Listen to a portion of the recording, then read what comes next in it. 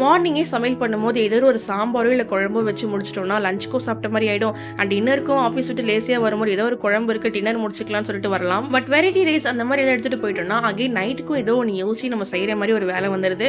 And இன்னைக்கு சிம்பிளாவும் இருக்கணும், but ரொம்ப வேலை வச்சுக்கூடாதுன்னு சொல்லிட்டு சிம்பிளா ஒரு கிள்ளி போட்ட சாம்பார் பண்ணிட்டு அண்ட் தோசை போட்டு சாப்பிட்டாச்சு. நைட்ல மோஸ்ட்டா வந்து ரைஸ் எடுத்துக்கிறது கிடையாது. ஸோ தோசையோடயே கம்ப்ளீட் பண்ணியாச்சு. அண்ட் இந்த வாரத்துக்கான ஆக்டிவிட்டி வந்து பாப்பா குடுத்துருந்தாங்க. நான் ஆல்ரெடி சொல்லியிருக்கேன், நெறைய ஆக்டிவிட்டீஸ் குடுக்க ஆரம்பிச்சுட்டாங்கன்னு சொல்லிட்டு. ஸோ இந்த வீக் பார்த்தீங்கன்னா வந்து பேம்பூ ஸ்டிக்ல 10 கண்ட்ரீஸோட லோகோ ஸ்டிக் பண்ணி குடுக்கணும் அப்படின்ற மாரி தான் குடுத்துருந்தாங்க. ஸோ நாங்க நெனச்சோம், ஸோ ஈஸியா வந்து இத வந்து ஒரு கார்ட்போர்ட் ஷீட்ல ஸ்டிக்கர் வாங்கி ஒட்டி பேம்பூ ஸ்டிக் பண்ணி குடுத்துடலாம் அப்படின்ற மாரி தான் நாங்க ஐடியா பண்ணியிருந்தோம். அப்புறம் பார்த்தீங்கன்னா வந்து நம்மளே வந்து ட்ரா பண்ணி எல்லாமே அவங்கள பக்கத்துல உட்கார வச்சு ரெடி பண்ணி தான் அது வந்து குடுக்கணும் அப்படின்ற மாரி சொல்லியிருந்தாங்க. ஸோ ஏ டூ இசட் வந்து எல்லாமே பாப்பாங்களுக்கு தெரியணும் நம்ம பண்றது அப்படின்றதுனால கொஞ்சோண்டு டைம் எடுக்க ஆரம்பிச்சுச்சு. 12:00 ஆயிடுச்சு. அப்புறம் பார்த்தா அவ தூங்கிட்டா. ஆக்டிவிட்டி என்னமோ நாங்க தான் பண்ற மாரி ஆயிடுச்சு. இந்த ஆக்டிவிட்டியோட அவுட்கம் எப்படி வந்திருக்குன்னு சொல்லிட்டு நெக்ஸ்ட் ஷாட்ல காட்டுறேன். டாடா!